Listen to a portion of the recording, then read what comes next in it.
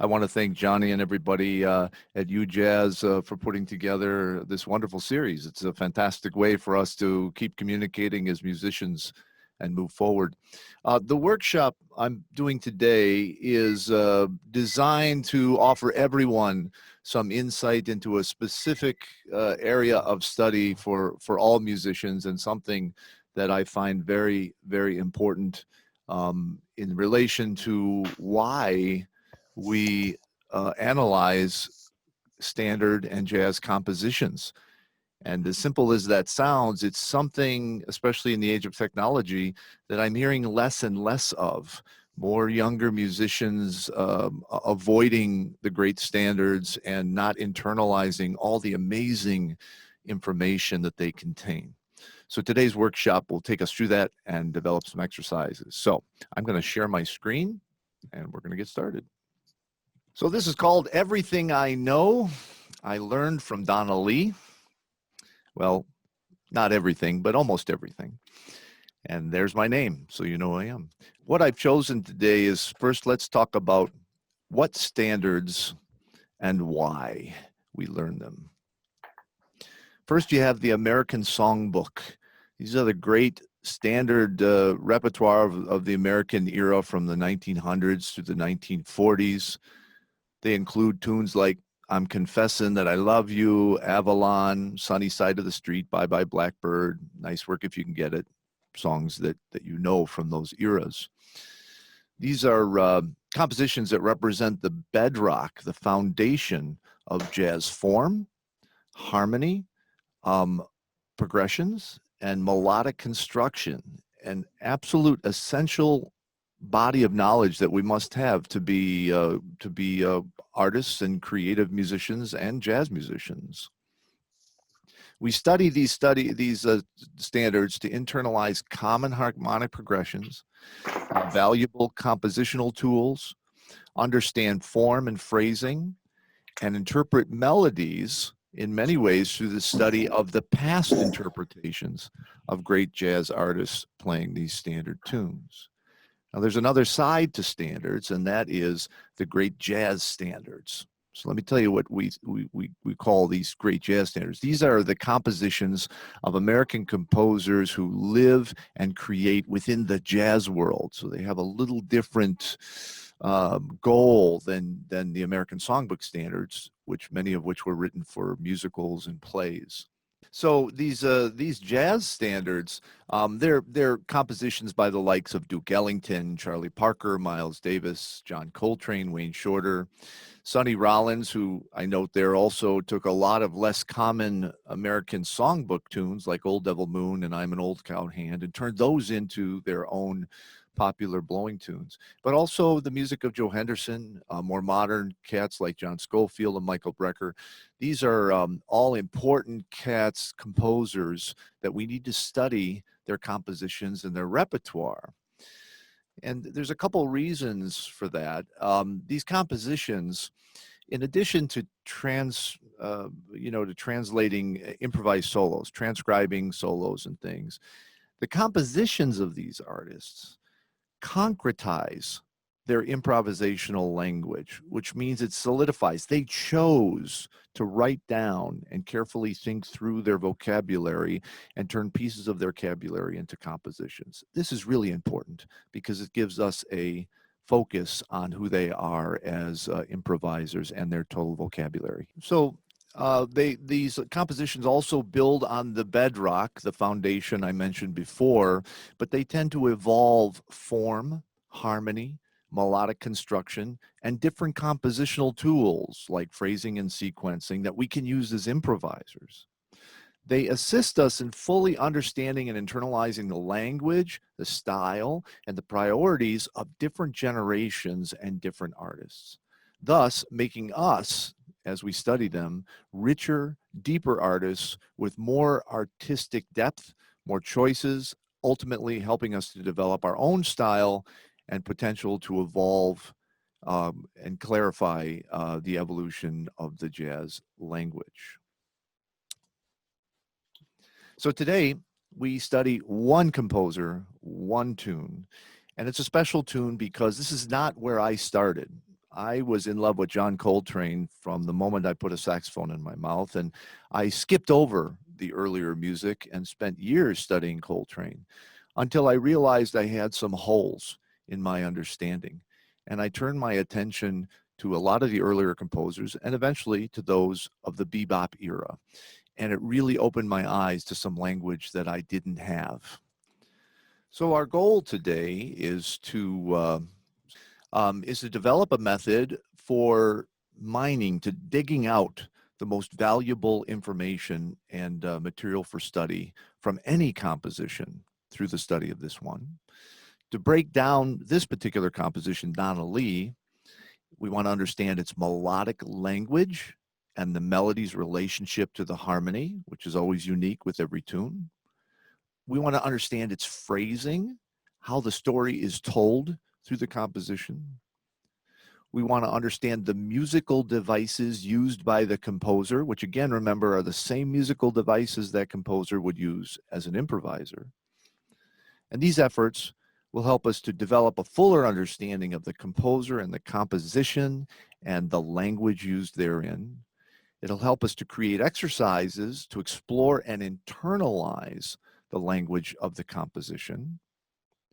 And it'll expand our artistic, creative language as a composer and an improviser. One more, invest in the moment, the historical moment of the composition's creation and the composer, allowing us better to interpret the tune and the overall deeper, more creative improviser.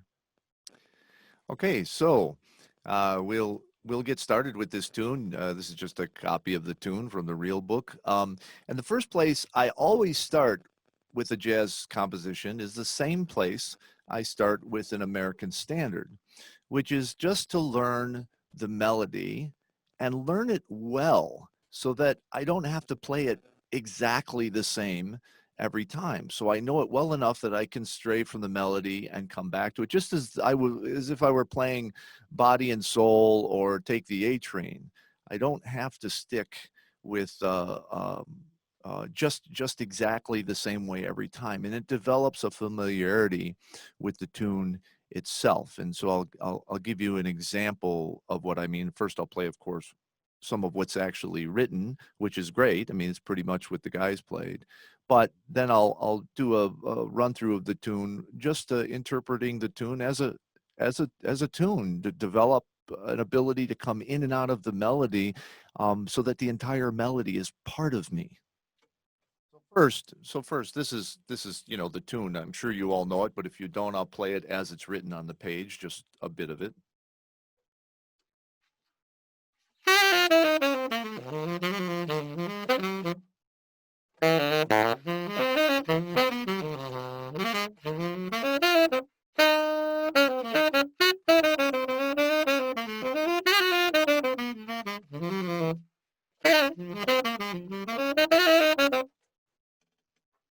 That's the way the composer wrote it, which is important to know that. But I spend a lot of time playing with that melody, just as though it were any piece of music, so I can make it mine. I can individualize it, even though it's a jazz tune with a lot of notes and a lot of melodies. I still want to be able to freely manipulate it like this.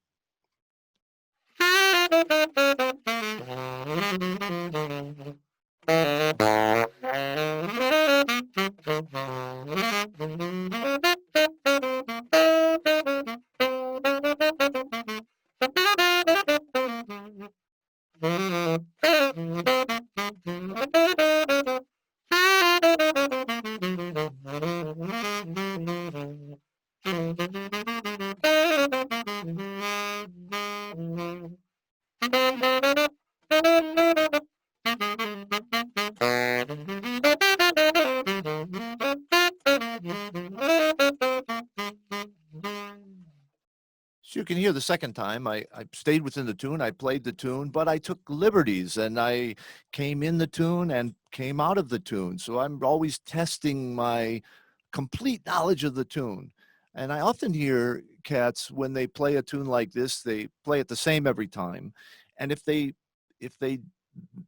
start at the beginning and there's a little error or something, they really don't know the tune well enough to jump in or to personalize it. So they're always playing it like it's written, it must be played this way. And yet they'll turn and play a tune like Body and Soul and be very free with that tune. I believe a good way to learn jazz standards: first, learn the melody well, and then spend time practicing variations of the melody without worrying about improv. Just make the melody your own.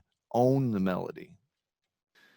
So then I go about sitting down, pen and paper, and I begin to study every facet of the composition that I can find. And I'm going to introduce you to some of those specific things that I found interesting in Donna Lee that I wanted to make part of my playing.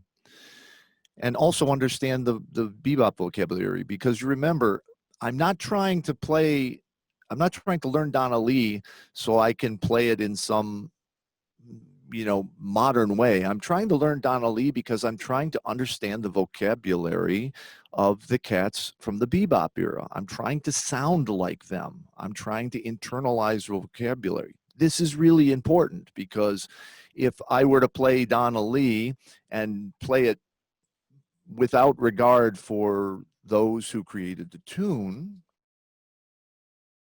we'd end up with a solo that could sound, I'll play the last half of the tune and then I'll start the solo, and you'll hear it, it'll end up sounding like this.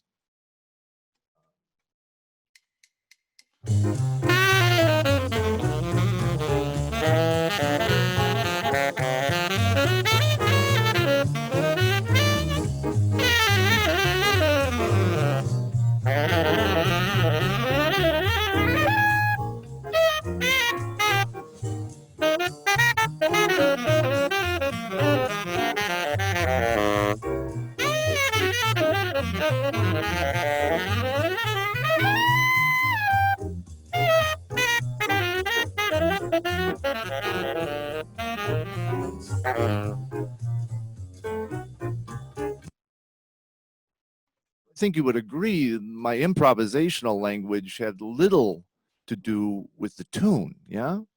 It felt distinctly different, like I was ignoring the history of the tune. So these exercises are intended to bring our mind's ear into taking the vocabulary in, so when we play Donna Lee, man, we play Donna Lee. So the first thing I want to draw your attention to is something that's really beautiful about the bebop language captured here. And by the way, this tune, just a quick history. So the tune is actually based on a very old American jazz standard called Back Home in Indiana, is the tune this is based on. And a lot of people say that Donna Lee was written by Charlie Parker, but now we pretty much understand it was written by Miles Davis, and was the credit was moved around, as it often was back then. But understanding the history of the tune can help you understand a little bit of the depth of it. For instance, Back Home in Indiana, just so you know, if you don't know the tune, that standard tune is a very simple tune, sounds like this.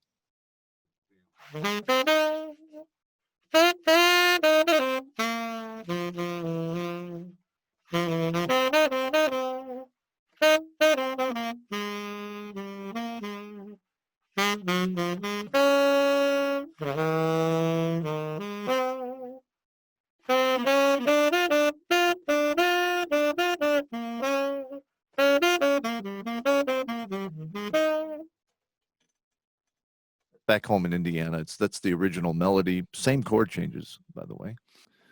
So the first thing here, as I said, we're going to draw our attention to is this interesting use of scale ideas and arpeggio ideas. And I know this seems rather simple, but I will tell you, and again, I'll play an example. I hear many soloists will play almost entirely with arpeggios, and other soloists will play almost entirely with scales. And both approaches leave some pieces missing musically. And I'll give you an example. If I play through a course of Donna Lee using nothing but scalar passages, scale, note to note, step by step, you'll get a solo that sounds like this, that can be interesting, but you'll notice there's some depth missing.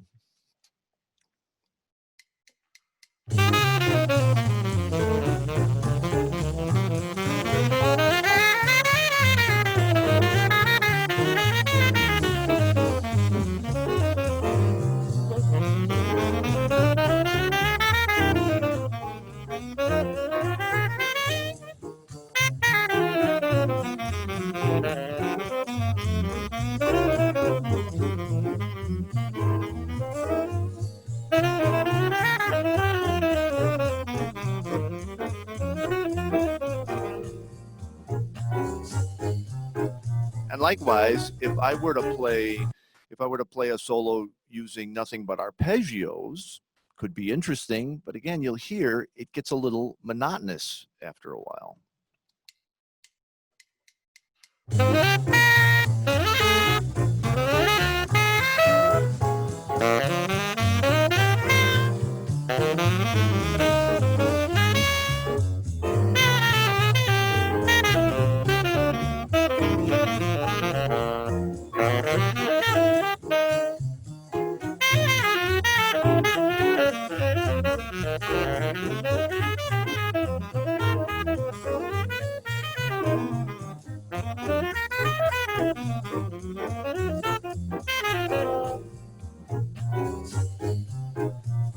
I think you hear what I'm talking about.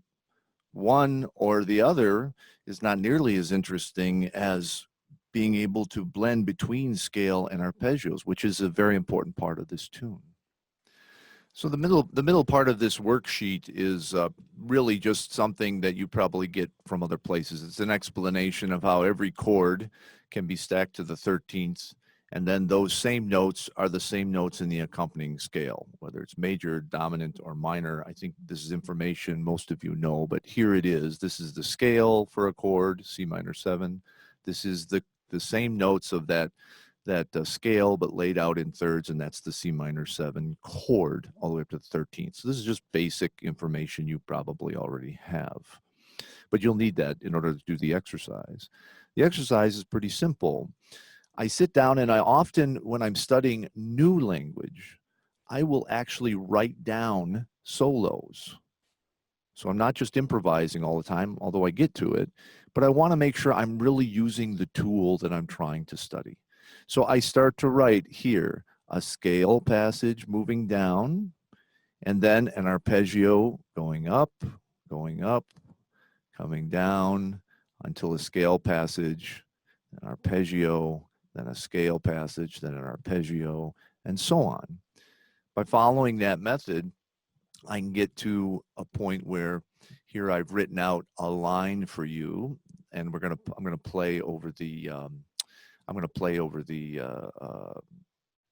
what do you call it, the backing track here, and it'll be an attempt to, in the first half of the tune, play the scale and arpeggio idea that I've written out. So this is the composed line of a solo where I've written a combination. You can see the scale passages are marked with a line on top. The arpeggio passages are marked with a line on the bottom, and you can see how I mix and match those. And then in the second half of the tune, I'll improvise, trying to continue this same mixture of arpeggio and scale, arpeggio, scale, combining the two. So that's what I'm going to do for you next. First, play the written version I've done, and then try to continue improvising in the exact same language and mixture of scale and arpeggio. It's important to note that I actually take the time to write some ideas down first, and then secondly, when I improvise this new idea, I do it slowly. It's not about how fast can I do this, it's about how well can I do this, in this case combining arpeggios and scales. And lastly, if I'm doing this well and correctly, we should start to hear the sound of a good bebop style solo with bebop vocabulary beginning to take shape in what we write and in what we're practicing improvisationally.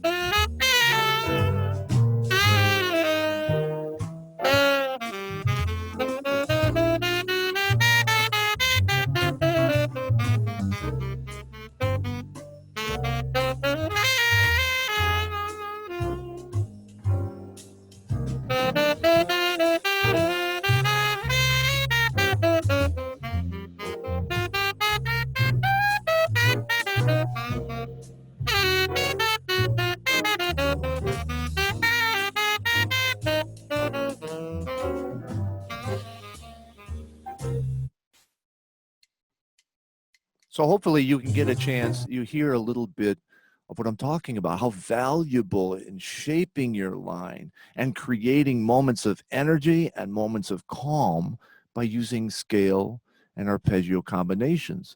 As simple as this idea is, it's a very important part of the musical success of Donna Lee, and a piece of vocabulary we all have to work to internalize so we don't get into the trap of playing all arpeggiated ideas or all angular ideas or all scalar ideas. And so the next subject is dealing with getting into some of the harmony that I find important that we really need to understand. Now, again, some of this material you may know and understand, but I want to suggest some kind of refresher exercises to make sure we really understand these elements in relation specifically to the bebop language. So when we look at the first part of Donna Lee, which is at the top of this page, you'll see that I've highlighted moments where there is a specific connection between the seventh of a chord and the third of the following chord. So for instance, in Donna Lee, you have the first bar is the B flat major 7, okay? In the second bar, you have the insinuation of a D minor 7 moving to a G7. And here's the C, the seventh of the D minor, moving to the third of the G7. That happens again as the G7 plays out. The seventh of the G7, here, the F, the seventh of G7, moves to the third of C7. And again, it happens here on F7, where the seventh of F7 moves to the third of the B flat 7. So this connection between the seventh and third relationship is very important to bebop language to pull us over the bar line from one chord to the next. So we want to develop a full understanding of how we might utilize that piece of information and how we can practice that piece of information. So this next slide is exactly that kind of an exercise. Every tune, you really need to understand each chord and their connection to one another by the third to the seventh. So if you look at the beginning of here, the chord changes of Donna Lee, you see that there is a half step connection between each chord. So I go from the seventh of B flat to the flat 9, a half step away on the G7, and then the seventh of G7 to the third of C7. The third of C7 goes down a half step to the third of C minor 7, and the seventh to the third, the seventh to the third, the seventh to the third, the seventh to the third down here, and so on and so on. So what I've done is I've again composed a line for you to look at where I've taken these connections and I've added eighth notes but kept the connections intact. Boo boo doo boo dee da dee da bee dee bo do bo do ba da, and then the E of the C, from here down to the E flat of the C minor. So you see those same, what we call corners, kept intact between each chord change, but I've added eighth notes in between as an exercise to develop my ability to play eighth note swinging lines, but keep these intrinsic important connections in place throughout the line. So what I'm going to do now is, this is the first 8 bars of the tune, and then the tune continues here. But here's the first 8 bars, and here's the melody for the first 8 bars. So I'm going to play what I've composed that keeps these corners intact.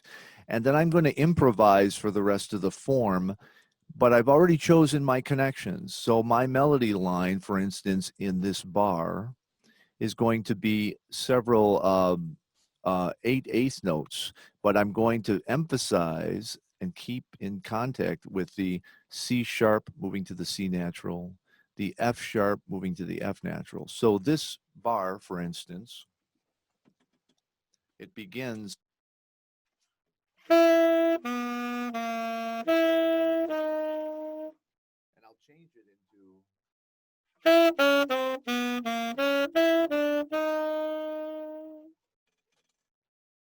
So it forces me, after I've composed a few times some melodies that do that. Now I'm going to challenge my improvisational skills to improvise lines, but keep these connections in place, which means I'm forced into staying within the bebop language of these connections, but adding language in the middle that is also from this tune, this bebop language, in order to create a flowing, harmonically connected melody that also stays within the bebop vocabulary. It's an interesting challenge, and it's the reason why you want to write some of these out the first time, to make sure you're able to do it well, slowly.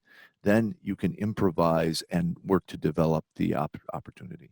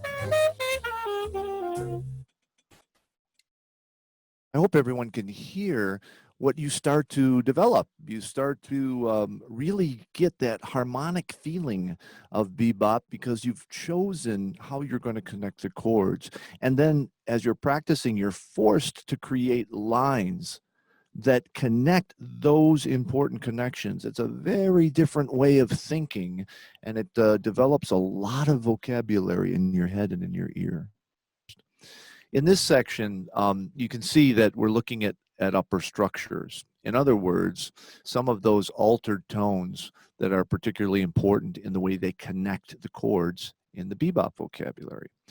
In this case, I'm concentrating on a couple of things.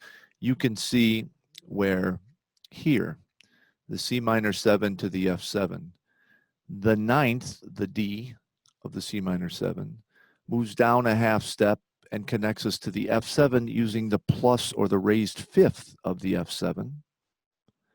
And in other cases, we see the same thing here. The ninth of the F minor 7 connects us to the plus 5 of the B flat 7. And in fact, that plus 5, the F sharp, ultimately resolves to the natural ninth of the major 7. So the ninth of the 2 chord, the plus 5 of the 5 chord, to the ninth of the 1 chord. This is a use of same kind of corners as the thirds and sevenths, but in this case, we're using the ninth and the plus 5, something higher on the chord, very indicative of the bebop sound. It's not just the bottom of the chord, it's the top part of the chord, but it's still about how those top pieces connect to one another. It's not just about playing a plus 5 or a sharp 11, but playing a plus 5 and knowing where it's supposed to go in the bebop language. And it's used many, many times in Donna Lee. So at the bottom here, there's a few. The first thing I would have done as I was young is I would compose a bunch of melodies over a 2-5-1 that emphasizes the ninth of the 2 chord moving to the plus 5 of the 5 chord, and then the plus 5 of the 5 chord, after some notes here, ends up resolving to the ninth of the 1 chord. So you end up with D moving to C sharp, and C sharp, ultimately resolving to C. Here it is again, where in this case, I've extended the C minor chord. We reach the D here. There's an arpeggio, but then the D basically resolves to the C sharp, the +5. There's an arpeggio, and then the C sharp resolves to the 9. So it's the 9th of the 2, the +5 of the 5 to the 9th of the 1 chord. And here's a third example. I'll just play these for you without a backing track, but you can hear right away, you'll hear the Charlie Parker, Dizzy Gillespie bebop vocabulary in these melodies because of the use of that structure. I'll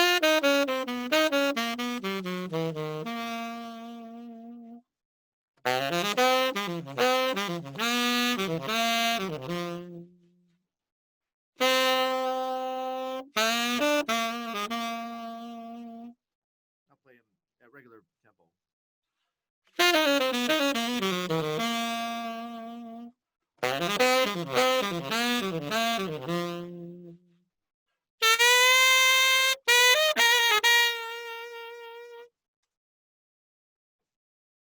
So you get the idea. You can compose all kinds of different melodic ideas, but still with that same connection intact. So I'm gonna play through a chorus of Donna Lee where I'm gonna still keep connections between the chords, but in this particular chorus, I'm gonna emphasize connections that occur at the 9th, the 11th, the 13th, and the altered parts of the chord. So it'll still have the bebop phrasing, the mixture of scales and arpeggios, and there'll be a connection or a corner between each chord. But these corners are going to happen higher in the chord. And if you listen, I think you'll hear the difference from what I've been doing.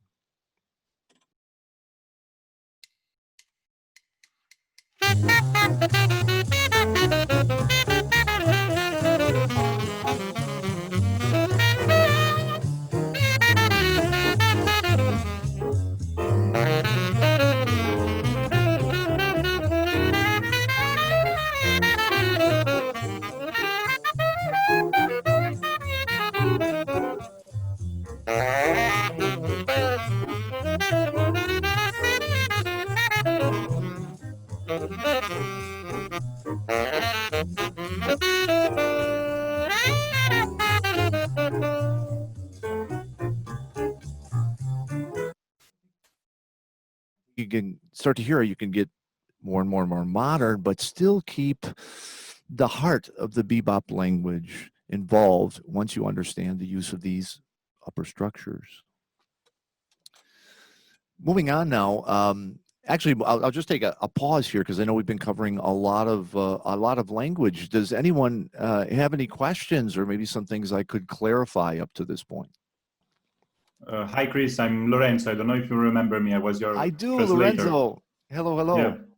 I have just a reflection, pretty much an idea that I usually do over standards, and I would like to know what do you think about it. That usually practicing with arpeggio inversions and also doing something like piano voicings, but on the saxophone. And I think that your idea of composing, it's really interesting because it's something that I'm working in this period. And I would like to know, what do you think instead of this idea of arpeggios, or, I mean, doing something like that bar per bar while you're studying? I think I understand what you're saying. I will say to you that the thing I'm trying to relay, and it sounds like you're doing it already, is when you learn either an American classic tune, a jazz standard, it's not just about kind of learning the melody and being able to play over the changes. It's about investing, understanding the language of this particular tune. So, you know, I believe it's important when one plays Donna Lee that you're playing with the, at least initially, I don't want to box people in. I'm not saying you can't change things, but to have the choice to play well within the language of the composition. And there are many ways to develop and understand that language. But I always start by looking at what did the composer actually write in the tune. That is the the top priority of language of this composition is what the composer actually chose to commit to paper. So once you understand those things, you can practice these things in, as you said, inversions and different connection points and things. You can go crazy with that, and it can be a great learning experience. But the important thing is when you approach a tune as important as Donna Lee, you do more than just learn the melody. There's much more to be learned from the tune, and it sounds like you're finding your own way to create these exercises. And I'll tell you, Lorenzo, for everyone. None of this, I mean, I when I was young, I didn't have teachers. It was all by ear. I had to find ways to create exercises, and I think it's the best way. Find out what works for your brain and what's missing in your playing, and find an exercise that fills that hole. For me, when I looked at Donna Lee when I was a young person, I didn't understand the bebop language. I didn't know what made it unique from other languages. And this exercise was an attempt to fill that hole. Okay, so this next bit, it's impossible to talk about bebop without talking about the chromatic notes, the non-diatonic chromatic notes that show up, and understanding that it's not just about a chromatic note. Like everything in bebop, every note has a purpose. There's a reason that it is used, and it typically is to pull us forward in the music in some way. So what I point out here is, if we look at here again is the first 8 bars of Donna Lee, and in these brackets you see I've highlighted some chromatic notes that don't belong to the chord, but that clearly are part of a chromatic connection between a diatonic note and another diatonic note. Here we already discussed these. Here is a couple of chromatic notes that take us to this F. This B natural is a chromatic pickup to the C.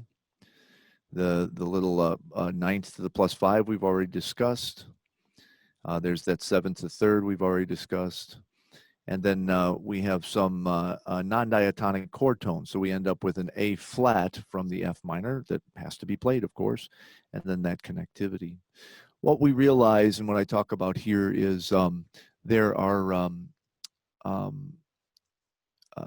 basically chromatic notes allow you to get where you want to get rhythmically and harmonically when you want to get there. So you can place notes on a downbeat or on an offbeat. You want to avoid dissonant harmonic notes that are on downbeats. You want to make sure you avoid creating a chromatic line that puts a natural 11th or a major 7th on a dominant 7th on a downbeat. That's something that is avoided unless it's within an ongoing chromatic scale. And I can't read my own writing from here, but basically it breaks it down into several categories. Just about every chromatic note can be explained as one of the following. It's either a chromatic approach tone, like this B to the C. It's a chromatic surrounding note, and a good example in this first 8 bars anyway is even though the F sharp to the E could be called the sharp 11th and the 3rd of C7, the F sharp and the E is really a chromatic surround around the F. And then you have non-diatonic to the key chord tones, like the A flat that must occur when the chord changes. And then you have chord alterations, like the +5 on the dominant 7 creates an alteration. The flat 9 on the dominant 7 creates an alteration. But pretty much every chromatic note can be explained with one of those categories. And keep in mind, I know this is really specific, the way I'm breaking this down, but as I was coming up in this music, again, not having, mentors early on, I was interested in understanding what every note meant. What was its function? How was it categorized? And I was doing all that so I could reuse it in that way and understand it to the finite degree. So I know I'm not speaking to general public, I'm speaking to actual musicians here. So I really want you to understand the level of you know, research and analysis that you should be putting into the materials that you have, like great compositions. The next exercise is to start to understand these chromatic notes. In this case, it's about adding one chromatic note into a scale so that you can arrive where you want to arrive. So I've made the arbitrary decision that I'm going to start on a chord tone, in this case the root. In eighth notes, I want to play up to the seventh of the chord and then come down diatonically and reach the third of the G7 chord. So no matter what note I start on, I want to make sure I arrive at that B natural on the downbeat. That's the basis of this exercise. And now if you look at the first one, there's no need for any chromatic notes. You don't have to add any chromatics. But if you start that same line on the ninth, you have to put a chromatic note in somewhere in order to arrive at the third. Notice that I put the chromatic note on an upbeat because you want to avoid non-harmonic tones on downbeat. So I put it on the upbeat, and I end up with a line where I still start in the same rhythmic place, but now I'm starting on the ninth and I want to arrive on the same note, the B. I have to add a chromatic tone.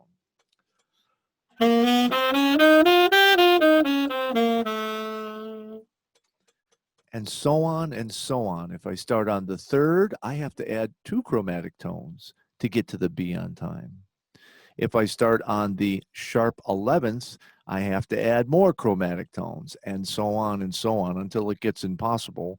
But basically, you can see where chromatics, if you avoid non-harmonic tones on the downbeat, you can create a connectivity between just about any chord tone and where you want to be without altering the shape of the line. So I'm going to play all these from root ninth thing. You'll hear what I'm talking about.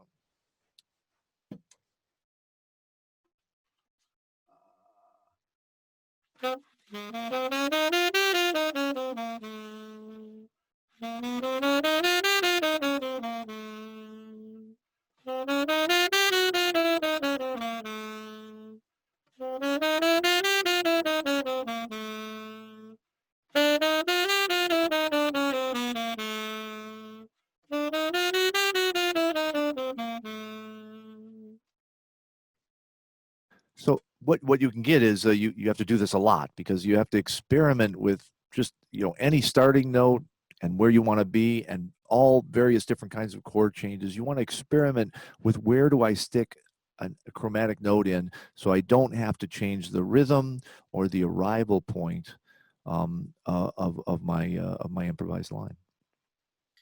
Chris, my question is, when you add these chromatic passages, don't you risk to change even the sound of the scale and can lead to something that sounds different from what is the harmony, or you have to be careful about that? Well, the important thing is if you go by these kind of rules I set out here at the beginning, you'll be in pretty good shape. So what you're trying to do is you're trying to, just like the bebop language, you're trying to arrive at a specific important note. In this case, the third of the G7, which is a defining note of that chord. You're trying to arrive there at a particular rhythmic place.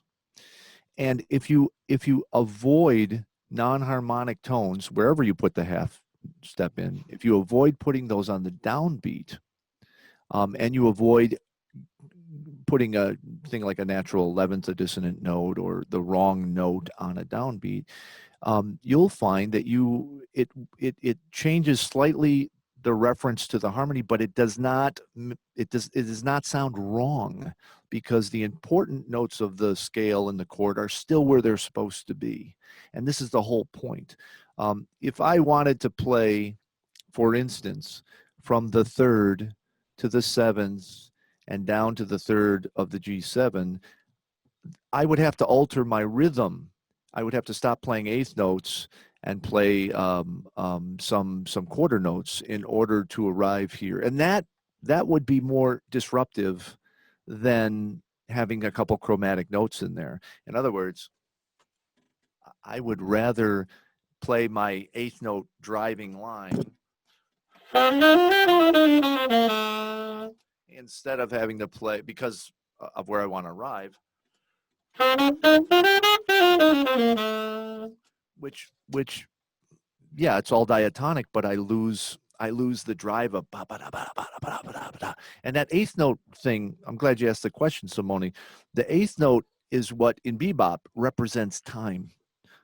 So if your quarter notes here, time is boo ba doo ba doo ba doo ba doo ba doo ba doo. If I play quarter notes, boo ba doo ba da da da da da, it becomes a halftime feel.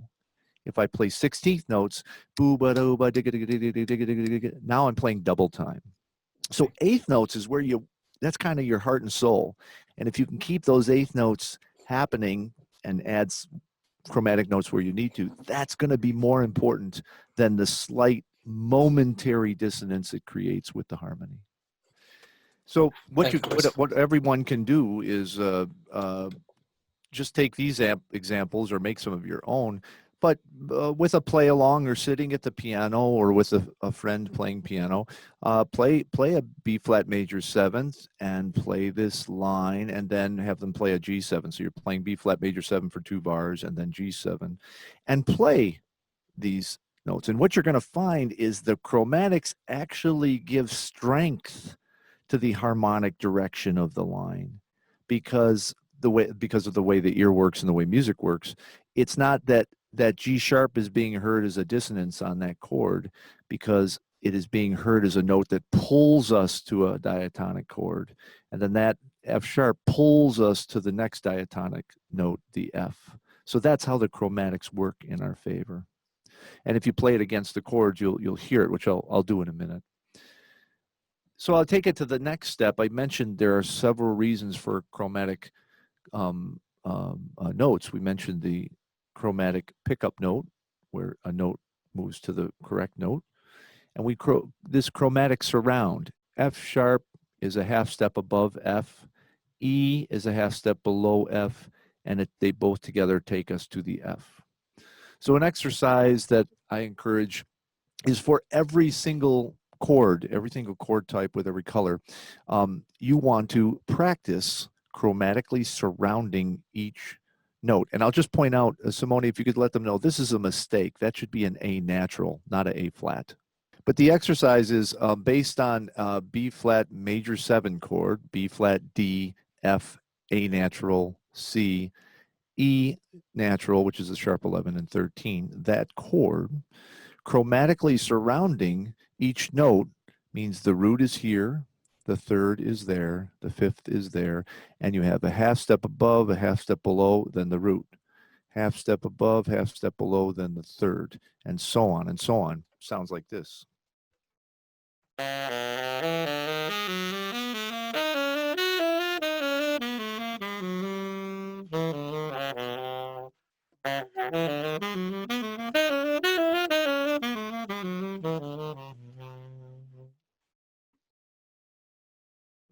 Practice that with every chord color. You see, I suggest you practice it up, you practice it down, you practice it staggered, I call it, where you chromatically surround the 13th, and then you chromatically surround the 9th, and then you jump back, chromatically surround the 11th, and then the 7th, and so on, and move your way down. And here's the same exercise based on a B flat minor 7.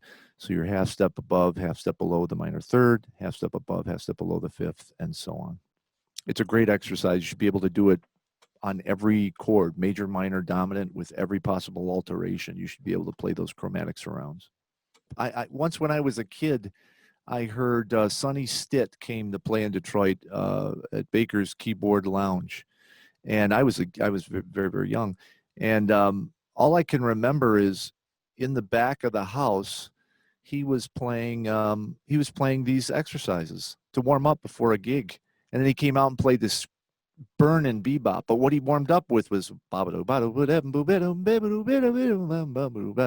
this exact exercise. And it just shows you this is important to all of us, and we need to really make sure we can dig into it and make it happen. In my whole life, as I said earlier, I think it's important to develop your own. Yeah, and I just want to point out, you know, there are a lot of books that will have exercises like this. But to play the exercise, even to learn to play them well and fast and everything, but not understand why they're important is a bit of a problem. I think this is why I introduced the idea of studying the repertoire of Charlie Parker or the repertoire of Thelonious Monk, and seeing and discovering how they use different techniques, and then develop an exercise that helps you internalize that technique so you can use it. It's the opposite approach. If you're just practicing exercises without a reference for where they're from and why they're important and how they're musical, you can end up with a lot of exercises in your brain, but not a lot of music in your brain. And just to take it a step further, remember that we're specifically focusing on the vocabulary of this composition from this particular moment in jazz history. If I were to, I mean, we could develop thousands of exercises based on chromatic approach. An example, one thing, a couple things I play all the time. If I were trying to introduce you to the compositions and the style and vocabulary of Michael Brecker, who uses a lot of chromatics, the exercises would still be based on chromatics, but they would be very different because his language is very different. So for instance, if I was showing you chromatics in reference to Michael Brecker, I would show you exercises like this.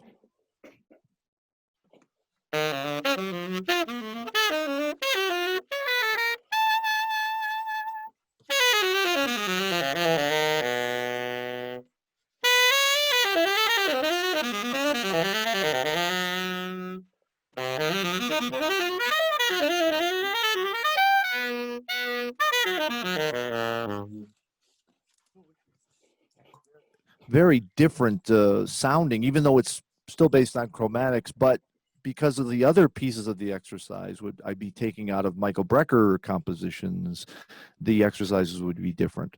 So remember that these exercises are intended to develop an understanding, in this case, of chromatics, specifically in reference to Donna Lee and the music of this era. So we'll go on. Now that we have talked about these different chromatic notes and the harmonic connections and the chromatic surrounds, and we've developed some exercises to practice those, here's an example.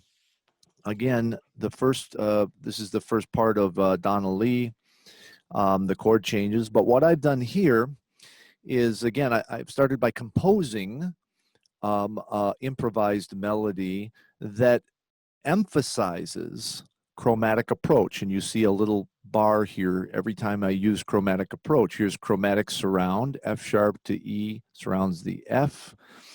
Here's the use of chromatic surround of the B flat. Here it is of the G.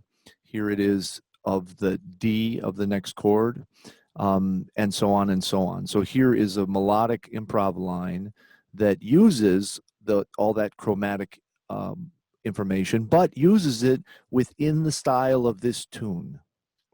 And what I'll do is I'll play the composed half, and the track will keep playing. In the second half of the tune, I'll improvise, trying to maintain the use of chromatics and the vocabulary of this tune. And this in itself is a phenomenal exercise. Write out the first half and then try to improvise the second half in the same style using the same language, and even record yourself so you can go back and listen and hear how consistent your improvisational elements are with what you've composed and written down.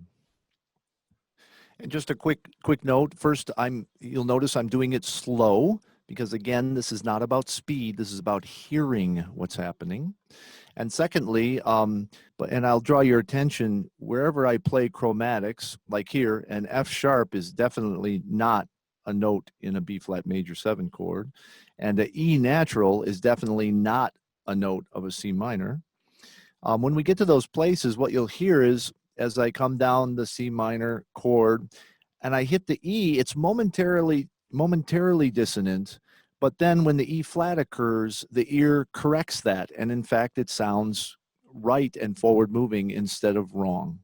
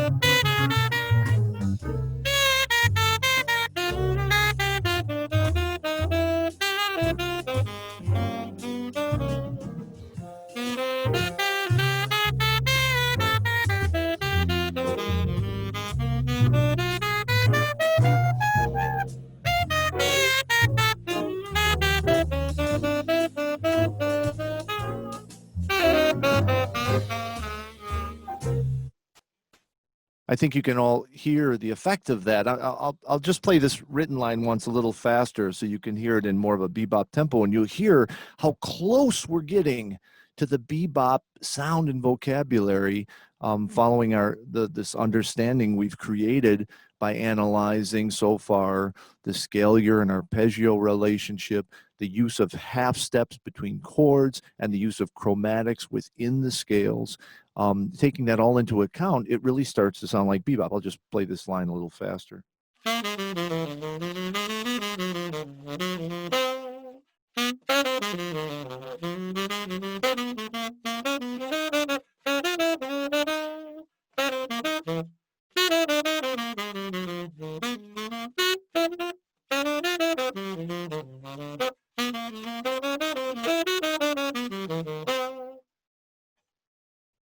Really start to hear that bebop sound. So moving on, a very important element that none of us spend enough time on, and it's very close to language. When we speak in phrases and sentences, and then those sentences come together into larger ideas. But we often avoid studying and internalizing the amazing phrasing that comes from these great compositions. And they can be maybe one of the most important elements we learn from compositions. So as an example, if I were to ignore the phrasing or any sense of phrasing in my improvisations, you would get something that sounds certainly correct note-wise, but potentially very unmusical. So I'll just do an example of that.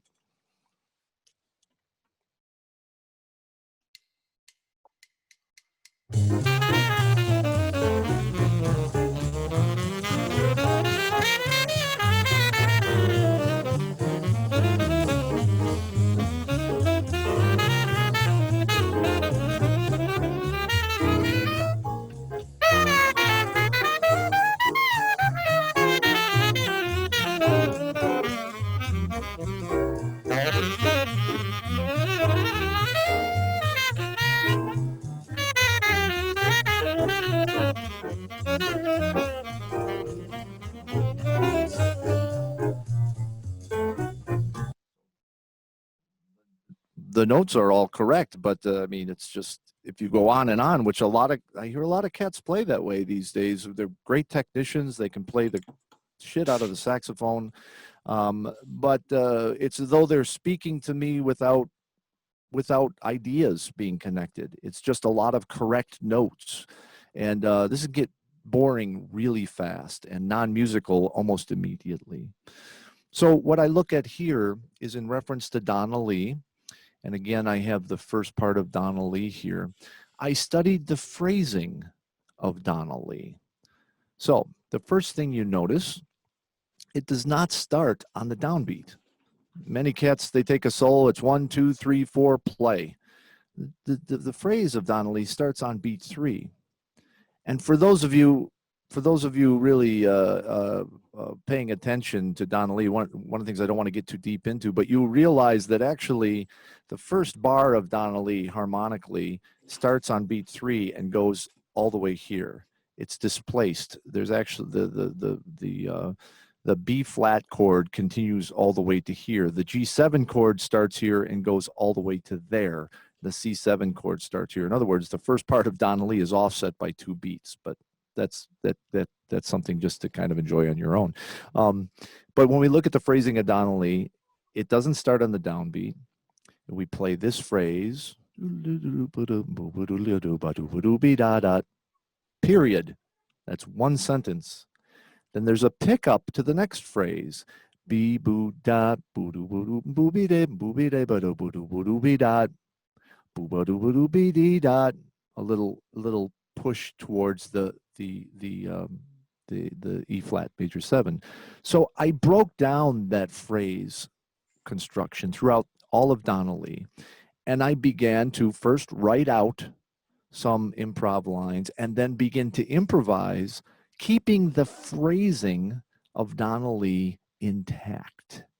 So we take something very simple. You can look, you have a sheet in your packet of Donna Lee, the tune, if you want to reference it for all of the phrasing. But in this case, I'm going to play this written out line over the beginning of Donna Lee, and you'll see where it matches the phrasing of the original tune. So I don't start on the downbeat. I play a sentence, period. Then I do a pickup into the next phrase, stop, a little introduction of the E flat chord, boom, and then I continue on. And then I'm going to continue improvising through the form using the phrase construction that comes from the tune itself. Okay. It's important. Yeah, do you want me to translate? Yeah, and please also add that, remember, we're practicing here. My goal is not to actually play this way in real life, but I'm practicing a piece of information. I'm not trying to live my life in the shoes of Charlie Parker, but for this moment, I want to sound and come from the point of view of the tune as a method of reminding myself how important phrasing is. Okay, so I think the next page of the booklet is the improvisation, so I've written that out. Hold on. There we go. So that's the first half of the tune, matching the phrasing of Donna Lee. I'm going to play exactly what I've written here, and then I'm going to play improvisationally a continuation of that and try to match the two. Remember that I'm keeping intact the chromatic, the use of chromatics, the connections between chords. All of that is still, everything we've learned is included in this phrasing exercise, but the top priority is matching the phrasing.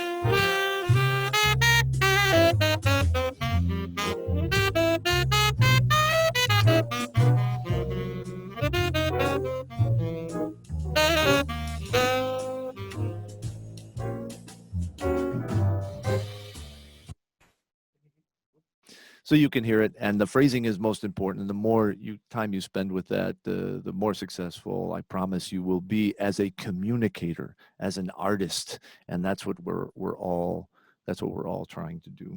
So I believe that is the end of the formal presentation with but 5 minutes to spare. So I'm happy to play anything or explain anything further.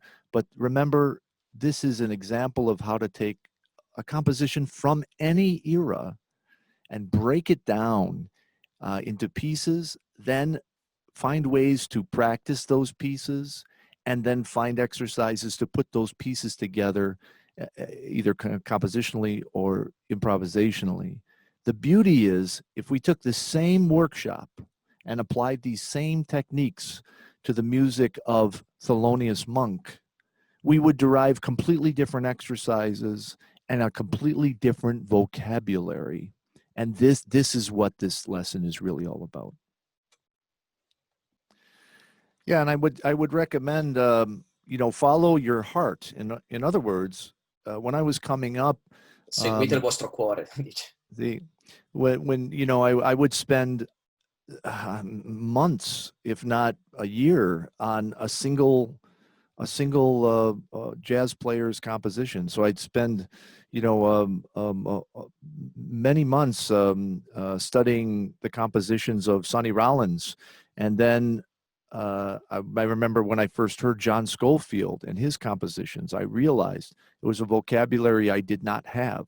So I spent months studying John Scofield's compositions in this same manner, writing out all kinds of examples and then practicing and trying to turn that into improvisation. And so to invest for a period of time in a particular era can be really valuable, because then when you leave it to move to something else, it is part of your artistry. It's in your brain, and you've developed a full understanding. And it's much like a painter. It's as though you really understand the color blue. So now you're going to move to the color red, and you're going to really understand red. So then when you play, you get to choose from all these colors that you've studied completely. And because in the end, when I play, I don't want to sound like anyone else. I want to sound like Chris Collins. But Chris Collins' sound is going to be made up, just like yours will be made up, of those people you've studied and internalized. That's where our sound comes from. It's what we love and what we take the time to make our own. So I know we're almost out of time, but if there are any last-minute questions, happy to take them. So Chris, I suppose that apart from what you explained until now, it's very fundamental if you want to get into this kind of language and vocabulary, apart from the theoretical part, but also the listening that we have to do of that kind of music and that kind of musician. I would throw that here. No? Yeah, I mean, listening. The beauty is, and as I said, you need to invest for many months. When I was studying this music, I was listening to it like crazy. So I didn't even have to sort of learn the licks, you know what I mean? Because you're studying the composition and you're doing that, and you're listening to Miles and Charlie Parker and Dizzy Gillespie play, and all of this kind of works together to make you like a bebop crazy for many months, maybe many years. And then when you move over to another artist, you begin to listen to that artist and analyzing and breaking down their compositions and their solos, and it all works together. I think one of the challenges can be if you're just if one day you open up a transcription book of Jerry Bergonzi and you spend the day playing his solo, and the next day you open up a Clifford Brown and you spend the day Clifford. I don't think you're giving anything enough time and effort. I think what I tried to show is this one tune, Donna Lee, you could spend, a week or more just breaking down this one tune into pieces and finding out how to practice them. And so that investment, that long-term investment of listening and studying and analyzing and internalizing, do that with like one cat for a long period of time so that you really get it. So the way to approach pieces that comes before the bebop era do you consider take in consideration the original songs or a specific version of a specific saxophone player, for example, Body and Solo Original, or the version by Hawkins? Yeah, I think it's important if you really want to play any piece of repertoire well, you should understand as much as you can about the history of where it came from and the important recordings that have been done by jazz players. For sure, Coleman Hawkins' version of Body and Soul is important, and you have to understand it, but it's difficult to understand what made Coleman Hawkins' Body and Soul important if you don't understand what the original composed tune was, because that's the only way you can see the wonderful variations that he brought in his performance. That make sense? I think so, yes. Yeah, so it's about understanding the origins of the tune, yes, and the great jazz versions, both, so you can compare and understand the evolution. And then when you listen to Eddie Daniels play Body and Soul in the 1990s, you can see how it differs from the original, from Coleman Hawkins, from when Sarah Vaughan sang it, when John Coltrane played it, and then Eddie Daniels played it. You understand that evolution, and it gives you ideas as a musician of how, oh wow, I can do this, I can do that, you know. Do you write leaks when starting new approaches of a new piece, or everything is just happening in your mind? Yeah, I mean, at this stage of my life, I do as much as I can, and I encourage my students, do as much as you can in your head, but never be afraid to actually sit down and slowly write it out, so you can do the process that you're doing in your head. You can do it very slowly and very